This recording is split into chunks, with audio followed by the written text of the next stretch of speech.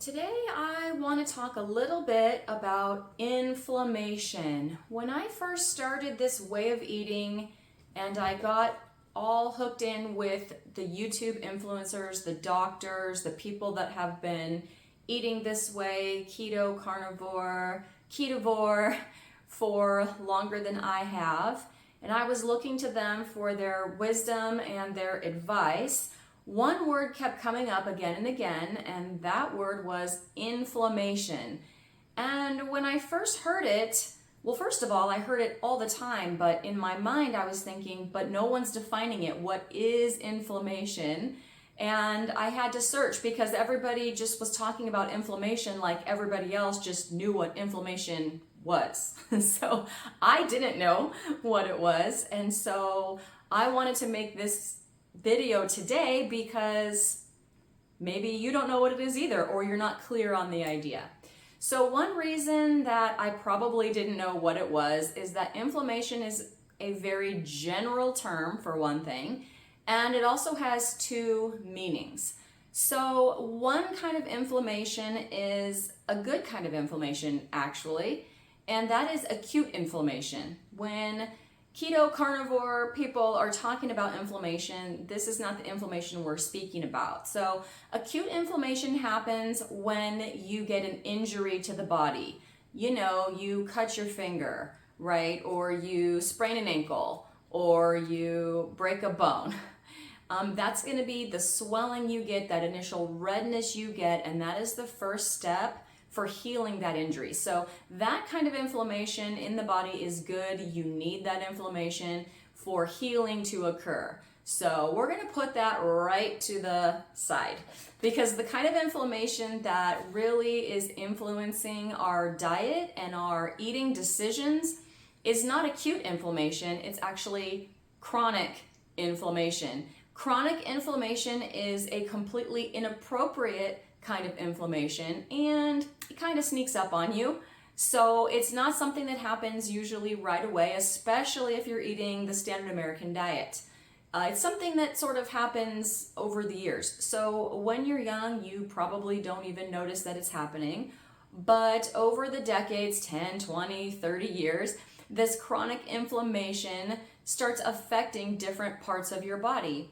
And it comes from the foods that many people are eating on the standard American diet. So we're talking about sugars, the grains, the starches, the seed oils, and this is why one of the very first steps you should absolutely do when going to a more meat-based way of eating is to remove all that stuff from your diet, because every time you eat those things, the sugars, starches, grains, and the like, you are giving an insult to your body, a small one, but day after day after day, right? And so that's going to build up in your body. When you get rid of those things out of your diet, you stop that process of inflammation in your body, and then your body can begin to heal. I will also say that myself and other carnivores and also people eating keto, a lot of us notice that once we've gotten rid of that stuff and we're really solidly meat-based and fat adapted, we notice that inflammation more quickly. So whereas before you were almost blind to it, not even realizing that that was happening to you, when you get on a more proper human diet, if you eat something that your body doesn't like that is causing your body inflammation, you're going to know it. You're going to feel it. You're going to see it on the scale the next day, but you're going to know that that food is not for you. So the chronic inflammation in your body can take many forms, actually. It's kind of individual, by the person, right? So it can lead to anything from type 2 diabetes, like really serious things, right, to inflammatory type of other diseases, chronic bowel disease and things like that. But in my experience, from my personal experience, I didn't get anywhere near that serious of a level. So I just wanted to share a little bit about how inflammation presented itself in me. So I had a few things. One was my hand, my right hand. So from overuse maybe of the computer, right? The mouse, and especially when we had to teach online in 2020 and I was using my computer mouse basically all day long. After doing that for prolonged periods of time, my right hand would be in pain, kind of in my palm area or the back of my palm area, and then a little bit in my fingers. And so I would notice that daily. Another thing was definitely my right knee. I don't know what it is with the right side of my body. Maybe because I'm right-handed, so that side is a little more pronounced when I'm doing stuff, doing life, right? But yeah, my right knee, it wouldn't hurt every day, but if I tried to do anything extra, like go above and beyond, do some squats or run or anything like that, my right knee would really start to become inflamed. It would be painful and maybe even a little bit swollen. Another thing I noticed was, yeah, speaking of swollen, you guys, my ankles and my feet would fill up with fluid by the end of the day, similar to when I was pregnant, except clearly I'm not pregnant. So for the last couple of years, and currently I'm 47, so from the age of 44, 45, my legs would just, or my lower legs, my ankles and my feet would just fill up with fluid, and by the end of the day, they would be pretty swollen actually.